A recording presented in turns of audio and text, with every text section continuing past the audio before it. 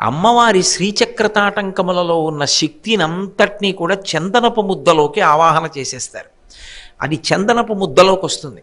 వచ్చిన తరువాత జాగ్రత్తగా తెరవేసి అమ్మవారి చెవులకున్నటువంటి ఆ వజ్రతాటంకములు శ్రీచక్రతాటంకములను తొలగిస్తారు. తొలగించి తాత్కాలికంగా మంత్రపూరితములైనటువంటి తాటంకములను ఆవిడ చెవులకు అలంకారం చేసి తెరతీస్తారు. ఈ చందనపు ముద్దకి ముందు పూర్ణ జల కలశం వెడుతుంది. ఆ జలకలశతో వచ్చి అమ్మవారి ఆలయం యొక్క ముఖమంటపంలోనే ఆ కలశని స్థాపన చేస్తారు. ఆ కలశ పెట్టినప్పుడు కూడా వెండి మంటపాన్ని ఏర్పాటు చేసి ఆ మంటపాన్ని అంతటినీ కూడా చెరుకు కర్రలతో అలంకారం చేస్తారు. చెరుకు కర్రలతో అలంకారం చేసి ఆ పూర్ణ కలశలోకి మళ్ళీ ఈ చందనపు ముద్దలో ఉన్నటువంటి అమ్మవారి శ్రీచక్రతాటంకముల యొక్క శక్తిని అంతటినీ ప్రవేశపెడతారు. ఆ కలశ అలా ఉండిపోతుంది కొన్నాళ్ళు. మళ్ళీ ఎప్పటికి సాన పెట్టడం పూర్తవుతుందో అంతకాలము ఆ కలశ అక్కడ ఉంటుంది. అది ప్రత్యేకమైనటువంటి సమయం. అప్పుడు ఎందరో వెళ్ళి దర్శనం చేస్తూ ఉంటారు. ఆ సమయంలో సువాసినులందరి చేత ఒక ప్రత్యేక కార్యక్రమం చేస్తారు. దీప పూజ అని పూజ నిర్వహింపచేస్తారు. అప్పుడు ఇంకా అమ్మవారి మూర్తి పెట్టరు. సాయంకాలం వేళ ప్రమిదలో దీపం వెలిగించి ఆ దీపమే అమ్మవారి స్వరూపమని సువాసినులందరూ కూర్చుని దీపానికి ఆరాధన చేస్తారు. అసలు ఈ దీపంతో అమ్మవారిని ఆరాధన చేయడము అనేటటువంటి విషయంలో సువాసిని అమ్మవారి దగ్గర దీపం పట్టుకుని చేసే సేవ ఒకటి ఉంది. అది చేస్తే ఆవిడ బహుప్రసన్నురాలవుతుంది. కాబట్టి ఆ అమ్మవారి యొక్క అనుగ్రహం కోసం ఆ ప్రమిదలో దీపాలు పెట్టి దీప పూజ చేస్తారు సువాసినులందరూ. అలాగే దేవీ భాగవత ప్రవచనం, అమ్మవారికి సంబంధించినటువంటి మంత్రాలన్నింటినీ కూడా జపం చేయడం, శ్రీ విద్యా హోమాలు చేస్తారు. చండీ హోమం వేరు, శ్రీ విద్యా హోమం వేరు. శ్రీ విద్యా హోమం చాలా అద్భుతంగా ఉంటుంది. అది చెయ్యగలిగిన వాళ్ళు కూడా బహుకొద్ది మంది ఉంటారు. అటువంటి శ్రీ విద్యా హోమం చేస్తారు.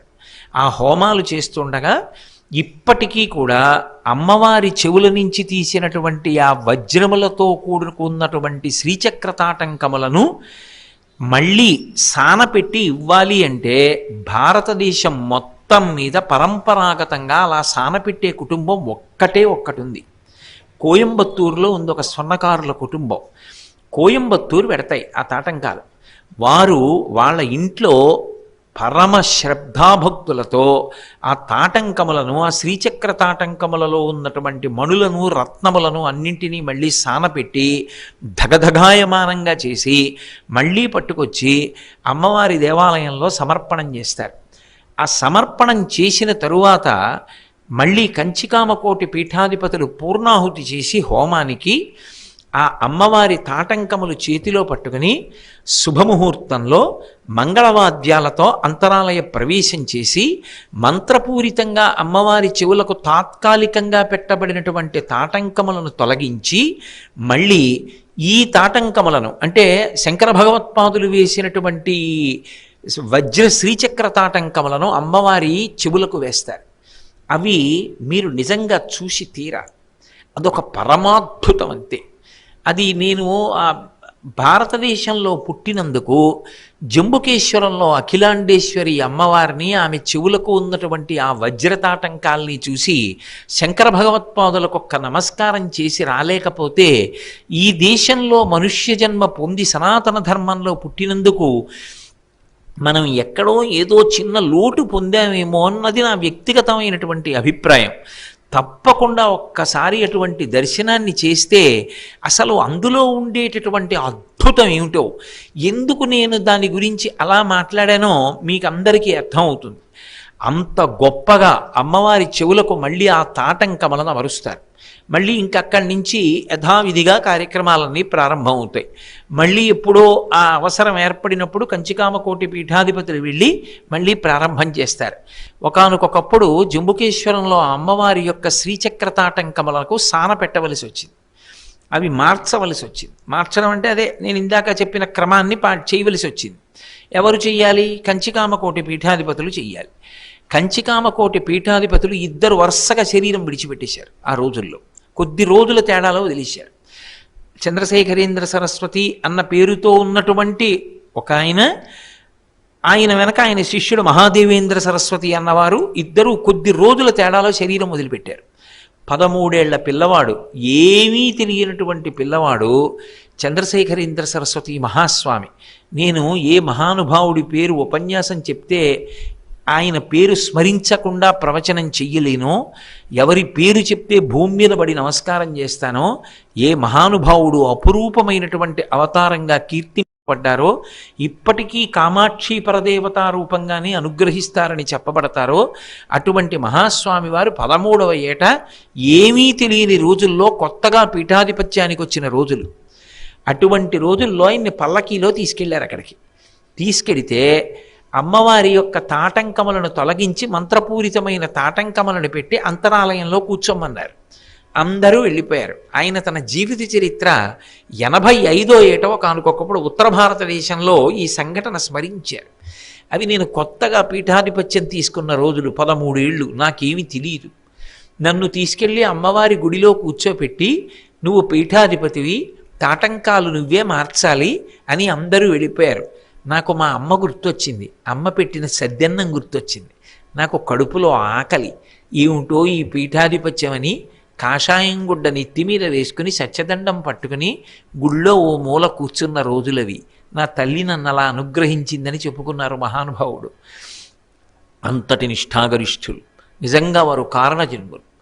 అలా ఆ తల్లి యొక్క శ్రీచక్ర తాటంకములను ఒక్క కామకోటి పీఠాధిపతులే మారుస్తూ ఉంటారు. మార్చడం అంటే ఆ తాటంకములు మెరుగు పెట్టవలసి వచ్చినప్పుడు వాటిని తీసి మళ్ళీ తాత్కాలిక తాటంకములు పెట్టి తర్వాత మళ్ళీ వీటిని సానపెట్టిన తర్వాత అమరుస్తూ ఉంటారు.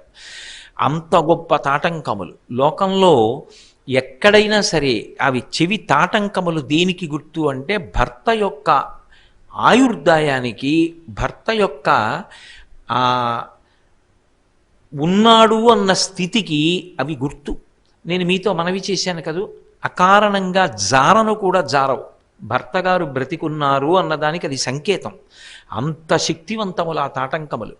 అటువంటిది అమ్మవారి తాటంకములు పరమశివుడు ఉన్నాడు అనడానికి గుర్తు. అయినప్పుడు నిజంగా ఆ తాటంకములు శివుని యొక్క ఆయుర్దాయమునకు హేతువులు. నిజంగా ఆయనకి అలా ఉంటుందా? ఆయనకి మంగళము అమంగళము ఉంటుందా? ఉండదు. కానీ ఆ తాటంకముల శక్తి మాత్రం అంతే. అందుకే ఒక్కసారి ఆ తాటంకములను తలుచుకుంటే చాలు, ఆ తల్లి యొక్క పరిపూర్ణమైన అనుగ్రహానికి మనం పాత్రులవుతాం. అంతేకాదు, ఆ తల్లి యొక్క రక్షకత్వానికి అవి నిదర్శనములుగా నిలబడ్డాయి. అది కూడా విచిత్రం ఏమిటంటే ఈ దేశంలోనే జరగడం, చాలా మనకి దగ్గరలో ఉన్నటువంటి క్షేత్రంలో జరగడం ఆశ్చర్యకరం. మీరు పూర్వం నా దగ్గర ఈ విషయాన్ని చాలామంది విని ఉన్నారు కూడా. మనకి దక్షిణ దేశంలో తిరుక్కడయూర్ అని ఒక క్షేత్రం, అమృతఘటేశ్వరుడు అభిరామి అమ్మవారి పేరు. ఆ క్షేత్రం చాలా ఆశ్చర్యకరమైనటువంటి క్షేత్రం. ఎందుకంటే మీరు దేవాలయం లోపలికి వెడుతున్నప్పుడు ఆలయానికి ప్రధాన ఆలయానికి బయటే ఒక ఆలయం ఉంటుంది. మనం ఉపాలయం అనుకుంటాం, కానీ అదే అభిరామి అమ్మవారి దేవాలయం. అక్కడ ఉన్నటువంటి అమ్మవారి పేరు అభిరామి. మహాశక్తివంతురాలు తల్లి. ఆమె కూడా ఎప్పుడూ తిరుగుతూ ఉంటుంది అంటారు, అనుగ్రహిస్తుంది ఆ తల్లి. లోపల ఉన్నటువంటి వాడు అమృతఘటేశ్వరుడు, శివలింగం పేరు. మీరు అక్కడికి వెళ్ళినప్పుడు అర్చకుల్ని కొంచెం మీరు మెల్లిగా బ్రతిమాలో బామాలో వాళ్ళని అడిగితే ఒక ఆశ్చర్యకరమైన విషయాన్ని చూపిస్తారు.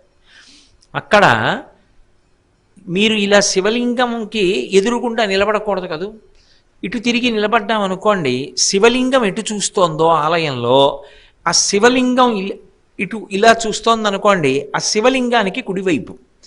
అంటే మనం ఇటు తిరిగి నించుంటే మనకి ఎదురుగుండా అరుగు మీద తెర వేసేసి ఉంటుందో గది. మనం ప్రత్యేకంగా అడిగితే తెర తీస్తారు. ఒక ఆశ్చర్యకరమైన మూర్తి ఉంటుంది. మార్కండేయోపాఖ్యానం ఎక్కడ జరిగిందో, యమధర్మరాజు గారి వక్షస్థలం మీద పరమశివుడు ఎడంపాదంతో ఉగ్రుడై తన్నుతున్నటువంటి సన్నివేశం, యమధర్మరాజు గారి శరీరం విడిచిపెట్టి పడిపోయినటువంటి చోటు, ఆ మూర్తులు అక్కడ ఇప్పటికీ ఉంటాయి, తెర వేసి ఉంటాయి. అడిగితే తెర తీసి చూపిస్తారు. ఆ లింగాన్ని అమృతఘటేశ్వరుడు అంటారు. అక్కడికి ఒకానొకప్పుడు మార్కండేయ మహర్షి వచ్చారు. మార్కండేయ మహర్షి వచ్చి ఆయన తన చేతిలో ఉన్నటువంటి కమండలంతో అభిషేకం చేస్తున్నారు. చేస్తున్నప్పుడు అందులోంచి ఒక జాజి తీగ ఒకటి ఎలా వచ్చిందో చిన్న ముక్క వచ్చింది. అది కమండలంలోంచి పడింది. పడి ఆ శివలింగానికి తగిలి పానవట్టంలోంచి బయటకు వచ్చేసింది. బయటికి వచ్చేసి ఆ బయటికి వచ్చి ఎక్కడో ఇరుక్కుంది. అది మొలిచి పెద్దదైంది తీగ. ఆశ్చర్యం ఏమిటో తెలుసా? ఆ తీగ మొదలు ఎక్కడో ఎవ్వరికీ తెలియదు. కానీ ఎప్పుడో మార్కండేయ మహర్షి పూజ చేసినప్పుడు ఆయన కమండలంలోంచి పడిన జాజి తీగ, ఆ తీగ మాత్రం ఎక్కడుంటుంది అంటే గుడి ఇక్కడుంటే అక్కడ గోడ అనుకోండి, ఆ గోడ మీద పాకుతూ ఉంటుంది. దాని మొదలు ఎక్కడ అని మీరు ఆ మొదల దగ్గరికి వెళ్ళి చూశారనుకోండి, గోడ కింద వరకు ఉంటుంది, ఆ తర్వాత కనపడదు. కిందకి వెళ్ళిపోయింది, రాళ్లల్లోకి ఎక్కడికో వెళ్ళిపోయింది. ఎక్కడైనా జాజి తీగ ఒక ప్రత్యేకమైనటువంటి ఋతువులో పూస్తుంది, అక్కడ జాజి తీగ 365 రోజులు. ఎక్కడైనా జాజి తీగ ఒక ప్రత్యేకమైనటువంటి ఋతువులో పూస్తుంది, అక్కడ జాజి తీగ 365 రోజులు పువ్వులు పూస్తుంది. నేను అక్కడికి ఒకరోజు రాత్రి 7 గంటలకు వెళ్ళాను ఆ క్షేత్రానికి. వెళ్ళినప్పుడు అడిగాను, జాజి తీగ ఏది ఇక్కడ అని అడిగాను. అడిగితే అదిగో దూరంగా గోడ చూపించి దాని మీద ఉంది చూడండి అన్నారు. ఏదో నా అదృష్టం పాపం ప్రత్యేకం చూపించడానికి కొంతమంది నా యందు అభిమానం కలిగిన వాళ్ళు వచ్చారు కాబట్టి బాగా చూడగలిగాను. దీని మొదలెక్కడుంది అని వెతికాను, కనపడలేదు. గోడ మీద తీగ ఉందంతే, అది గుళ్ళోకి వెళ్ళిపోయి ఉంటుంది ఆ తీగ, దాని మొదలు కనపడదు. నేను ఒక్క పువ్వు అయినా ఉందా, ఇవాళ పువ్వులు పూసిందా అని అడిగాను. ఓ పూసింది, పొద్దున్న కోసామన్నారు. ఇప్పుడు ఒక్క పువ్వు అయినా ఉంటుందా చూడ్డానికి అన్నాను. ఇప్పుడు ఉండదండి, కోసేస్తాం పువ్వులు అన్నారు. నేను ఆతృత ఆపుకోలేక నాకు సహాయకులుగా వచ్చి నాకు చూపిస్తున్న వారిని అడిగా, గోడెక్కి చూస్తారేమిటి, ఒక్క పువ్వు అయినా ఉందేమో అన్నారు. ఆయన పైకి ఎక్కి చూశారు, మిలమిల మిలమిల మెరుస్తూ ఒక్క పువ్వే ఉంది. నేను ఆ జాజి తీగకి పూసినటువంటి పువ్వు కోసి తెచ్చి ఇవ్వడానికి ప్రయత్నించారు, కానీ చీకటి పడిపోయింది, అలా కొయ్యకూడదు అప్పుడు, అందుకని వదిలేశాం. కానీ ఆ పువ్వును చూసి మురిసిపోయాను. కాబట్టి ఇప్పటికీ ఆ స్థల ప్రాధాన్యం, క్షేత్ర ప్రాధాన్యం అటువంటిది. మీరు ఆ క్షేత్రంలో ఆ పక్కకి వెడితే కొన్ని తలుపులు వేసేసిన గదులు ఉంటాయి, అక్కడ అద్భుతమైనటువంటి శివలింగాలు ఉంటాయి. అక్కడి నుంచే ఓ కిటికీ ఉంటుంది, ఆ కిటికీలోంచి చూస్తే కనపడుతుంది మార్కండేయ తీర్థం. అక్కడి నుంచే ప్రతిరోజు మేళతాళాలతో కలశలు వస్తాయి, వాటితోటే అమృతఘటేశ్వర లింగానికి అభిషేకం. ఆ అభిరామి అమ్మవారు ఎక్కడ ఉన్నదో ఆ తిరుక్కడయ్యూర్ క్షేత్రం, దాన్ని బిల్వవనము అని దానికి ఒక పేరు. ఒకానొకప్పుడు ఏదో దోషం చేశారు బ్రహ్మగారు, చేస్తే అది ఎలా పోతుంది అంటే పరమశివుడు అన్నాడు, నువ్వు బిల్వ విత్తనములను వేసుకుంటూ వెళ్ళు, నువ్వు విత్తనం వెయ్యగానే ఎక్కడ చెట్టు వస్తుందో అక్కడ తపస్సు చెయ్యి, నీకు తొందరగా నాకు అనుగ్రహం కలుగుతుంది అన్నాడు. అలా వేసుకుంటూ వెడితే అక్కడ బిల్వ విత్తనాలు వేస్తే వెంటనే చెట్టు వచ్చింది, అక్కడ కూర్చుని తపస్సు చేశాడు, శివానుగ్రహంతో దోషం పోగొట్టుకున్నాడు. అంత గొప్పదైనటువంటి క్షేత్రం. ఆ శివలింగాన్ని మీరు కొంచెం జాగ్రత్తగా చూస్తే దాని మీద యమపాశపు గుర్తులు ఉంటాయి. అందుకే ఆ క్షేత్రానికి తాటంకానికి సంబంధం ఉంది. అమ్మవారి తాటంకం దేనికి గుర్తు? ఆయన ఉన్నాడనడానికి గుర్తు. మార్కండేయుడు శివలింగాన్ని కౌగిలించుకున్నాడు, చంద్రశేఖరమాశ్రయే మమ కింకరిష్యతి వయ్యమహ, నేను చంద్రశేఖరుణ్ణి పట్టుకుని ఉంటే నన్ను యముడు ఏం చేస్తాడని. యమధర్మరాజు గారు పాశం వేశాడు, మార్కండేయుడికి శివలింగానికి కలిపి పడింది. ఆవిడ ఊరుకుంటుందా? ఎడమ భాగంలో ఉంటుంది. అందుకే శివుని యొక్క ఎడమ కాలితో తన్నాడంటే తన భర్త యొక్క రూపమైన శివలింగానికి పాశం తగిలింది, మహాదోషం జరిగింది. వెంటనే ఎడంకాలు లేచి తన్నింది, యముడు ప్రాణం వదిలేశాడు. వక్షస్థాడనమంతకస్య కఠినాపస్మార సంవర్ధనం బుభృత్పర్యటనం నమత్సురశిర కోటీర సంఘర్షణం కర్మేదం మృదులస్య తావక పదద్వంద్వస్య గౌరీపతే మచ్చేతో మణిపాదుకా విహరణం శంభో సదాంగీకురు అంటారు శంకర భగవత్పాదులు. ఆనాడు మళ్ళీ ప్రార్థన చేశారు దేవతలు, వాళ్ళు అందరూ. యమధర్మరాజు గారికి మళ్ళీ ఆయుర్దాయాన్ని ఇచ్చాడు శంకరుడు. అందుకని అమ్మవారి తాటంక మహిమ, ఆమె సౌభాగ్యమునకు కించిత్ ఇబ్బంది కలిగితే ఎడంకాల్తో తన్నిన క్షేత్రం అది. అటువంటి అమృతఘటేశ్వర లింగం మీద ఇప్పటికీ కూడా యమపాశపు గుర్తులుంటాయి. యమపాశపు గుర్తు చూడడానికి వీలైన ఒకే ఒక్క శివలింగం దేశం మొత్తం మీద ఉన్న క్షేత్రం తిరుక్కడయ్యూరు ఒక్కటే. అందుకే షష్ఠి పూర్తి వచ్చేటప్పటికీ తను పుట్టిన సంవత్సరాన్ని చూసేశాడు కనుక ఉగ్రరథ శాంతి అంటే మృత్యువు వస్తుంది అని శాస్త్రం. అది తప్పించుకోవాలి అంటే ఉగ్రరథ శాంతి అని షష్ఠి పూర్తి చేసుకుంటారు. ఇప్పటికీ ద్రవిడ దేశంలో ఏం చేస్తారంటే ఎక్కడో చేసుకునే కన్నా తిరుక్కడయ్యూరు వెళ్ళిపోతారు. ఎందుకంటే అది ఆయుర్దాయ క్షేత్రం. తిరుక్కడయ్యూరు వెళితే ఆయువు నిలబడుతుంది అంటారు. ఇప్పటికీ అక్కడ ఒక ప్రత్యేకమైన సంప్రదాయం ఉంది. షష్ఠి పూర్తి అక్కడ చేసుకుంటామని వెళ్ళి ఏర్పాట్లు చేసుకున్నటువంటి వాళ్ళు అక్కడ ఉన్నటువంటి వసతి గృహంలో ఉంటే పొద్దున్నే ఏనుగొచ్చి తీసుకెడుతుంది వాళ్ళని. ఆ లోపలే హోమాలు అవి చేస్తుంటారు, ఆ ఆయుష్య సంబంధమైన హోమాలు అవి అన్నీ చూసి తీరాలి. అద్భుతమైన క్షేత్రం, నేను ఎంతకని చెప్పగలను. అంత గొప్ప క్షేత్రంలో అభిరామి అమ్మవారు. ఆ తల్లి యొక్క దేవాలయంలో ఎప్పుడూ ఒక ఆయన కూర్చుని ఉండేవాడు. ఆయన పేరు అభిరామ భట్టు. ఆ తల్లిదండ్రులు ఆయనకి ఆ పేరు పెట్టారు ఎందుకంటే అమ్మవారి అనుగ్రహంతో పుట్టిన పిల్లవాడు అని. ఆ పిల్లవాడికి పుట్టుకతో అమ్మవారి యందు భక్తి కుదురుకుంది. వాడు ఎప్పుడూ కూడా అమ్మవారిని ధ్యానం చేస్తుండేవాడు. అమ్మవారిని ధ్యానం చేసినప్పుడు ఆయనకి పూర్ణచంద్రబింబం కనపడేది. ఆ పూర్ణచంద్రబింబం కనపడడం అంటే ఏమిటి, ఈ విషయాలు నేను మీకు కొంతవరకు ఈ కుండల త్రివిధ కోణమండల విహార షడ్డల సముల్ల సత్పుండరీక ముఖబీధిని తరుణచండ భాను తడిదుజ్వలాం ఆ శ్లోకం గురించి వ్యాఖ్యానం చేసినప్పుడు చెప్పవలసి ఉంటుంది. ఆయన ఎప్పుడూ పూర్ణచంద్ర మండలాన్ని అలా ఉన్నటువంటి అమ్మవారి ముఖాన్ని దర్శనం చేస్తూ ఉండేవాడు. అమృతధారలు పడుతుండేవి. ఆయన మంచి సమాధి స్థితిలో ఉండేవాడు. అలా కూర్చుని ఉన్నాడు. ఒక రోజున కూర్చుని ఉండగా శరభోజీ మహారాజు తంజావూరిని పరిపాలిస్తున్న రోజులవి. తంజావూరిని పరిపాలించినటువంటి రాజులు చాలా చిత్ర విచిత్రమైనటువంటి స్థితి. మీరు ఇప్పటికీ తంజావూరు వెడితే సరస్వతీ మహల్ ఉంటుంది. సరస్వతీ మహల్ కనీసంలో కనీసం ఒక్కసారైనా మీరు మీ పిల్లలతో వెళ్ళి చూడాలి. సరస్వతీ మహల్ చూపించకపోతే పిల్లలకి ఆ తల్లిదండ్రులు ఏదో దోషం చేసినట్టుగా అనిపిస్తుంది. అందున తంజావూర్ స్వర్ణకామాక్షి. స్వర్ణకామాక్షి ఒక అద్భుతం. ఈ సంవత్సరం చేసే పూజలలో మీరు ఒకరోజు స్వర్ణకామాక్షికి చేస్తారు. అంత అద్భుతం, అసలు చూసి తీరాలి స్వర్ణకామాక్షిని. స్వర్ణకామాక్షి యథార్థమనకు కామాక్షి ఉత్సవ కామాక్షి. కానీ ఇప్పుడు తంజావూరులో స్వర్ణకామాక్షి ప్రధాన కామాక్షి, ఆ కామాక్షి యొక్క మూర్తి ఉత్సవ కామాక్షి. అది అద్భుతం. అక్కడ అసలు ధాన్యపు రాసులు పోసుంచుతారు ఎప్పుడు ఆ అమ్మవారి కోసం అని చెప్పి. చూడాలి జీవితంలో అసలు ఆ కావేరీ ప్రవాహం, ఆ తంజావూరు, ఆ తంజావూరుని ఏలినటువంటి రాజులు, ఆ సరస్వతీ మహల్, ఆ తంజావూరుని ఏలినటువంటి రాజు సంపాదించినటువంటి పుస్తకాలు సరస్వతీ మహల్ గ్రంథాలయంలో పెడితే ఇప్పటికీ మీకు ఏవైనా అద్భుతమైనటువంటి వ్రాతప్రతులు కావాలి, ఎప్పటివో పుస్తకాలు కావాలి అంటే ఆ పుస్తకం దొరికేది ఎక్కడ అంటే సరస్వతీ మహల్లో దొరుకుతుంటుంది. అంత గొప్ప తంజావూరు. ఆ తంజావూరుని శరభోజీ మహారాజు పరిపాలించాడు. ఆ శరభోజీ మహారాజ్ తిరుకడయ్యూరు క్షేత్రానికి వెళ్ళాడు దర్శనానికి. కావేరీ స్నానం చేసి అమావాస్య నాడు బయలుదేరి అమ్మవారి దర్శనానికి వెళ్ళాడు. ద్రవిడ దేశంలో అమావాస్య చాలా పట్టు, వాళ్ళు చాలా గొప్పగా నిష్టగా చేస్తారు దాన్ని. అందుకని ఆయన స్నానం చేసి తిరుక్కడయ్యూరు అభిరామి దర్శనానికి వెళ్ళాడు. మీరు ఇప్పటికీ చూడొచ్చు ఆ మంటపం, పెద్ద మంటపం ఉంటుంది. ఆ మంటపంలోంచి మహారాజు లోపలికెడుతున్నాడు. మహారాజు వచ్చాడని అందరూ లేచి నిలబడ్డారు, స్వాగత సత్కారాలు చేశారు.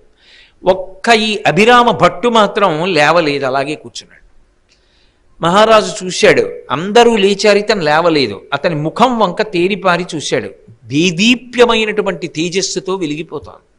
అమ్మవారికి మహాభక్తుడు, కనిపెట్టాడు. అయినా అడుగుదామని అర్చకుల్ని అడిగాడు. ఇతను లేవలేదు, ఎవరని అడిగాడు. ఏదో సమాధిలో ఉన్నాడంటే నమ్ముతాడో నమ్మడో, ఏ ఉపద్రవం, మహారాజు కోపం వస్తే తలదీసేయమంటాడు, ఎందుకు వచ్చిందని ఏం చెప్పమంటారు మహారాజా?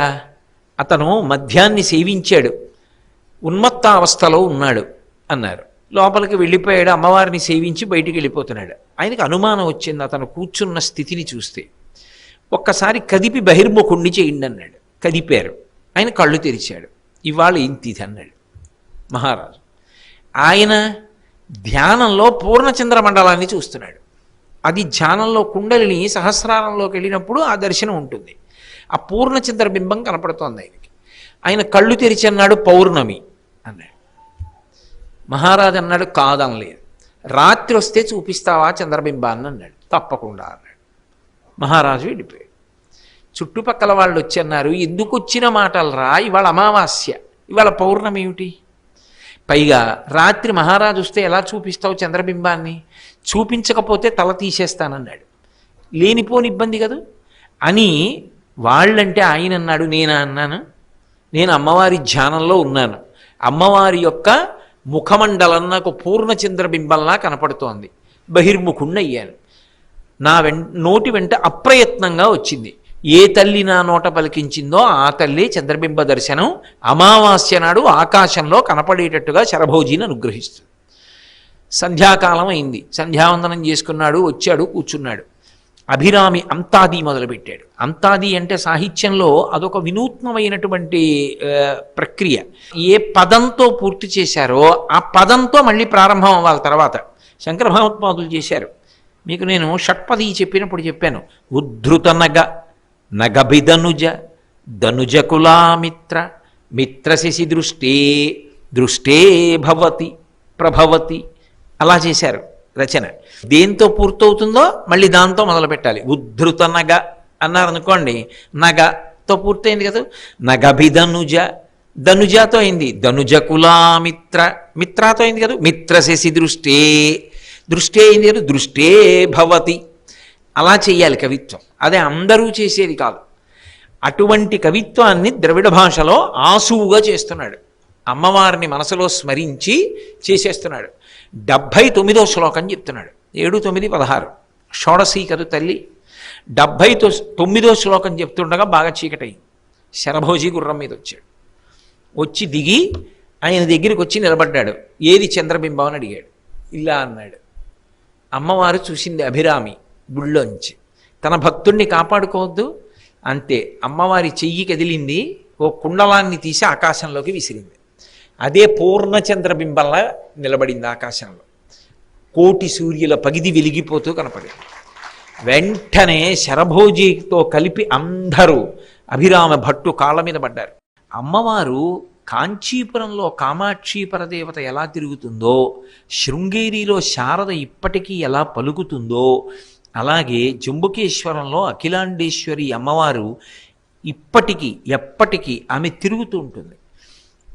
ఒకప్పుడు కామాక్షి పరదేవత ఎలా మూకశంకరుల్ని అనుగ్రహించిందో అలా ఆ జంబుకేశ్వర క్షేత్రంలో వంటలు చేసేటటువంటి ఒక వ్యక్తి వరదన్ననబడేటటువంటి ఆయన్ని అమ్మవారు అనుగ్రహించింది. అక్కడ మోహనాంగి అని శైవ సాంప్రదాయానికి సంబంధించినటువంటి ఒక ఇంటి ఆ దేవాలయంలో పరిచారకురాలుగా పనిచేస్తుండేది. ఆమె అక్కడ ఉద్యోగం. ఈయన వైష్ణవ మతానికి చెందినవాడు వరదన్. ఆయన ఈమెని వివాహం చేసుకోవాలనుకున్నాడు. ఈమె అంది, నువ్వు శైవ ప్రబంధాలలో ప్రవేశాన్ని పొందితే నేను నిన్ను వివాహం ఆడతానని. అయింది చాలా స్థూలకాయం. మీరు ఇప్పటికీ జంబుకేశ్వరం వెడితే గోడల మీద జాగ్రత్తగా పరిశీలనం చేస్తే అమ్మవారు నడిచి వెడుతూ వరదన్ని తాంబూలంతో అనుగ్రహించినటువంటి సన్నివేశం గోడ మీద చెక్కబడి ఉంటుంది. మీరు జాగ్రత్తగా చూస్తే కనపడుతుంది అక్కడ. అమ్మవారు ఇప్పటికీ అక్కడ జంబుకేశ్వర క్షేత్రంలో ఒక ఆచారం ఉంది. నైవేద్యం పెట్టాలి అంటే తెర వేసేసి లోపల అర్చకులు పెట్టాలి. అర్చకులకు మేము మగవాళ్ళము అన్న భావనతో పంచె కట్టుకుని ఉత్తరీయం వేసుకుని అమ్మవారికి లోపల తెరవేసి నైవేద్యం పెట్టరు. వాళ్ళు కూడా చీర కట్టుకుని లోపలికి పెడతారు. వెళ్ళి అమ్మవారికి నైవేద్యం పెడతారు. అంత ప్రత్యక్షమైనటువంటి శక్తి స్వరూపం అక్కడ అమ్మవారు. అందుకే ఆ తల్లి దేవాలయంలో వంటవాడిగా పనిచేస్తున్నటువంటి వరదన్ ఆ మోహనాంగిని వివాహం చేసుకోవాలని కోరిక. బాగా స్థూలకాయుడు. ఏదో మధ్యాహ్నం వేళ బడలిపోయాడు. వంట చేసి భోజనం చేసి ఏదో ఆయన 2 చేతులు వెనక్కి పెట్టుకుని అలా జారగిలపడి కూర్చున్నాడు. అకస్మాత్తుగా అఖిలాండేశ్వరి అమ్మవారు నడిచి వెళ్ళింది. ఆ వెడుతున్నప్పుడు ఆ పాద మంజీరముల యొక్క సవ్వడి వినపడింది. వినబడి అతను తటాలను తల తిప్పి చూశాడు. అమ్మవారు తెల్లటి బట్ట కట్టుకుని వస్తోంది. అతను స్థాను వైపు అలా ఉండిపోయాడు నోరు తెరిచి. అమ్మవారు అలా వెడుతూ ఆగింది. ఆగి నోట్లోంచి తాంబూలపు పిడచ తీసి ఆమె తాంబూల పూరితముఖి, ఎప్పుడు తాంబూల చర్వణం చేస్తుంది కదూ, అలాంటి నోరుని అటువంటి కుండలాల్ని ఒక్కసారి స్మరిస్తే చాలు అమ్మవారివి. అంతటి అనుగ్రహప్రదాత ఆవిడ. ఆ పిడచ తీసి అతని నోట్లో పెట్టింది. అతను కేవలం వంటవాడు అంతే. నల్లటి మేఘం నుంచి వర్షం ఎలా పడిపోతుందో అలా అతని నోటి వెంట కవిత్వం వచ్చేసింది. అందుకే అతన్ని కాలమేఘన్ అని పిలిచారు. కాలమేఘన్ అంటే నల్ల మబ్బు అని. నల్ల మబ్బు నుంచి వర్షధారలు ఎలా పడతాయో అతని నోటి నుంచి కవితాధారలు అలా వచ్చాయి. తరువాత అంతటి మహాకవి అయ్యాడు. అఖిలాండేశ్వరి అమ్మవారి యొక్క తేజస్సు ముందు కలియుగంలో జనులు నిలబడలేకపోయారు. అంటే చాలామంది దాన్ని ఒక అక్కరలేని పదంతో అన్వయం చేస్తూ ఉంటారు. అమ్మవారి యొక్క ఉగ్రశక్తి అంటూ ఉంటారు. అది ఉగ్రశక్తి అనకూడదు. ఈ శక్తితో నేను నిలబడి దర్శనమిస్తే వీళ్ళు తాము చెయ్యవలసిన నిత్య నైమిత్తిక కర్మల వలన సాధించినటువంటి తేజస్సుతో నా ముందు నిలబడగలుగుతారు అని ఒక ఊహ చేత, ఒక సంకల్పం చేత, ఒక లెక్క చేత అమ్మవారు ఆ శక్తితో నిలబడింది. కానీ కలియుగం కదూ, కలియుగంలో ఆచారకాండకి ఎప్పుడూ చాలా ప్రాధాన్యత ఉంటుంది. ఆచారకాండ కలియుగంలో విస్మరింపబడుతుంది. ఆ విస్మరింపబడి ఆచారం పాటించేది ఏమిటి అన్న స్థితి ఎక్కువైపోతుంది. అది ఎక్కువైతే ఏమవుతుందంటే తేజస్సు క్షయం అయిపోతుంది. తేజస్సు క్షయం అయిపోయిందనుకోండి, ఆ తేజస్సు ముందు నిలబడగలిగినటువంటి శక్తి ఉండదు. ఆ శక్తి క్షీణించిపోయినటువంటి రోజులలో శంకర భగవత్పాదుల వారి అవతారం వచ్చింది. వారు లెక్క కట్టారు, ఇవాళ కలియుగంలో ఉండేటటువంటి జనుల యొక్క తేజస్సు పరిమితంగా ఉంది, అమ్మవారిలో ఉన్నటువంటి తేజస్సు అధికంగా ఉంది. వీరు ఆమె ముందు నిలబడలేకపోతున్నారు. కాబట్టి ఎలా ఈవిడ యొక్క తేజస్సు కొంత తగ్గించాలి. కాంచీపురం అయితే అమ్మవారి ముందు పృథివీ చక్రం వేసి అమ్మవారి ముందు నిలబడగలిగినటువంటి అనుగ్రహాన్ని మనకిచ్చారు. కాంచీపురంలో కూడా కామాక్షి పరదేవత ఇప్పటికీ తిరుగుతుంది అంటారు. కాబట్టి ఎలా అక్కడ పృథివీ క్షేత్రం కాదది. అక్కడ శ్రీచక్రం వెయ్యాలంటే అది అప్పు క్షేత్రం, జలక్షేత్రం. కాబట్టి కావేరీ నదిలోకి తీసుకువెళ్ళి నీటిలో శ్రీచక్రం వేయడం కుదరదు. శంకర భగవత్పాదులు ఒక అపూర్వమైనటువంటి ప్రయోగం చేశారు. అమ్మవారి ఎదురుగుండా తీసుకొచ్చి విఘ్నేశ్వరుణ్ణి ప్రతిష్ఠ చేశారు. విఘ్నేశ్వరుడు కనపడ్డాడు అనుకోండి, అమ్మవారు బహుప్రసన్నురాలు. కొన్ని క్షేత్రాలకి వెళ్ళినప్పుడు కంచి కామకోటి పీఠాధిపత్యం వహించిన మహాపురుషులు చంద్రశేఖరేంద్ర సరస్వతి మహాస్వామి వారు కేవలం కన్నులు మూసుకుని ధ్యానం చేసి కొన్ని విషయాలు చెప్పేవారు. వారు ఒకప్పుడు శ్రీకాళహస్తి వెళ్ళారు. శ్రీకాళహస్తి వెళ్ళినప్పుడు ఆయన కళ్ళు మూసుకుని ధ్యానం చేసి కొన్ని విషయాలు చెప్పారు. ఇక్కడ మహాబిల్వం స్థలవృక్షం, సువర్ణముఖరీ నదీ తీరంలో ఎక్కడో ఒక అర్ధనారీశ్వర మూర్తి ఉంది అని చెప్పారు.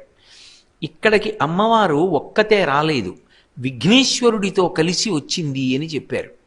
అలాగే ఈ దేవాలయం ఎదురుగుండా ఉన్నటువంటి గోడని, గోడ అంటే కొండకి ఉన్నటువంటి ఉపరితల మీద పెరిగిపోయినటువంటి మొక్కలు తీసేసి చూస్తే అద్భుతమైనటువంటి శిల్పకళ, అమ్మవారి కళ్యాణ సన్నివేశాలు చెక్కబడి ఉన్నాయి అని చెప్పారు. వెంటనే వెళ్ళి వెతికారు, అన్నీ ఉన్నాయి. ఎదురుగుండా కొండ మీద ఉన్నటువంటి అనవసరపు విషయాల్ని తొలగించి చూస్తే కళ్యాణఘట్టపు సన్నివేశాలు కూడా చెక్కబడి ఉన్నాయి. నేను శ్రీకాళహస్తి వెళ్ళినప్పుడు ప్రయత్నపూర్వకంగా కొండ దగ్గరికి వెళ్ళి చూశాను.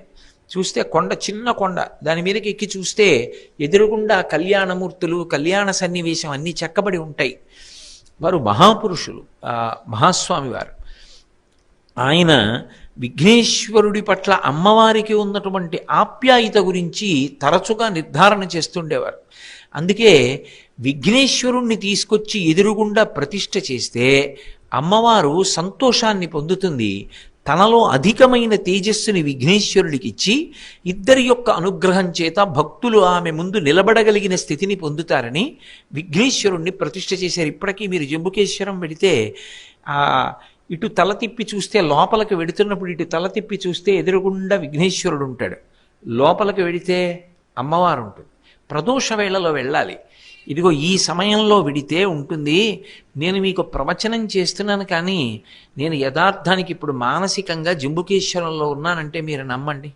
నేను ఆ జంబుకేశ్వరంలో శివలింగ దర్శనం చేసుకుని అఖిలాండేశ్వరి దేవాలయంలోకి వెళ్ళేటప్పుడు ఎడం వైపు ఉన్నటువంటి గట్టు మీద ఉన్న శిల్పాలు, ఆ అరుగు, కుడి చేతి వైపు తిన్నగా వెళ్ళిపోతే ఉండేటటువంటి శివలింగం, ఆ మంటపాలు, ఆ ప్రదక్షిణం చేస్తూ వచ్చేటప్పుడు ఉండేటటువంటి ప్రశాంతత, అమ్మవారి ఆలయంలోకి దారి, ఆ విఘ్నేశ్వరుడిని చూసి ఎడం పక్కకి తిరిగి పెద్ద గడప దాటి లోపలికి వెడితే ఎదురుగుండా నిలబడినటువంటి తల్లి, కనపడుతున్న మంజీరాలు, అమ్మవారి ముఖమండలం, ఆవిడ యొక్క వజ్ర తాటంకాలు నాకు మనోనేత్రంలో దర్శనమవుతూ, నేను ఈ సమయంలో భౌతికంగా మీ ముందున్నాను కానీ మానసికంగా అప్పుడప్పుడు జారి జంబుకేశ్వరంలోకి వెళ్ళిపోతున్నాను. ఎందుచేత అంటే ఆ క్షేత్రం యొక్క మాహాత్మ్యం అంత గొప్పది. అటువంటి తల్లి యొక్క తేజస్సు విఘ్నేశ్వరుణ్ణి ఎదురుగుండా ప్రతిష్ఠ చేసినప్పటికీ కూడా జనులు నిలబడగలిగినటువంటి స్థితిలో లేకపోతే అప్పుడు శంకరాచార్యుల వారు ఒక అపురూప ప్రయోగం చేశారు. వజ్రములతోటి తాటంకములు చేయించారు. ఆ తాటంకములు శ్రీచక్రాలు వేశారు. అమ్మవారి తాటంకాలు వజ్రాలతో చేసి ఆ వజ్ర తాటంకాల్లో శ్రీచక్రాలు వేశారు.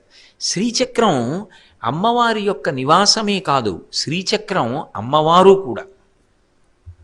సాధారణంగా దేవతాస్వరూపాల్లో దేవతాస్వరూపానికి పూజ ఉంటుంది, అమ్మవారి పూజ శ్రీచక్రానికే ఉంటుంది. కానీ శ్రీచక్రానికి పూజ చేయడం అంటే తత్సంబంధమైనటువంటి విషయాలు గురువుగారి దగ్గర తెలుసుకోకుండా తొందరపడడం మాత్రం వాంఛనీయం కాదు. ఆ శ్రీచక్రం అమ్మవారి యొక్క స్వరూపం, శ్రీచక్రం అమ్మవారి యొక్క నివాసం, శ్రీచక్రం అమ్మవారి యొక్క పరివార దేవతలందరూ నివాసం ఉండేటటువంటి పరమశక్తివంతమైనటువంటి స్థానం. అందుకే శంకర భగవత్పాదులు ఏం చేశారంటే ఇక వేరే శ్రీచక్రం వెయ్యక్కర్లేదు. కాంచీపురంలో అయితే ఎదురుగుండా శ్రీచక్రం వేశారు. అది కూడా చాలా తమాషాగా ఉంటుంది. ఆ శ్రీచక్రం అది ఇలా లేచి నిలబడి చూసినా సరే కనపడదు. ఎదురుగుండా ఓ చిన్న పూల తొట్టెలా ఉంటుంది. ఆ తొట్టెలోకి గడప దాటి లోపలికి వెళ్ళకూడదు. గడప దగ్గర నుంచి కాస్త పొడవుగా ఉన్న శరీరం ఉన్న వాళ్ళైతే వాళ్ళు కొంచెం ఇలా వంగి లోపలికి చూస్తే కనపడుతుంది అంతే. లేకపోతే అర్చకులు నీళ్లు పోయడాన్ని బట్టి, అర్చకులు పువ్వులు వేసి తీయడాన్ని బట్టి శ్రీచక్రం ఉంది అని మీరు ఊహించాలంతే.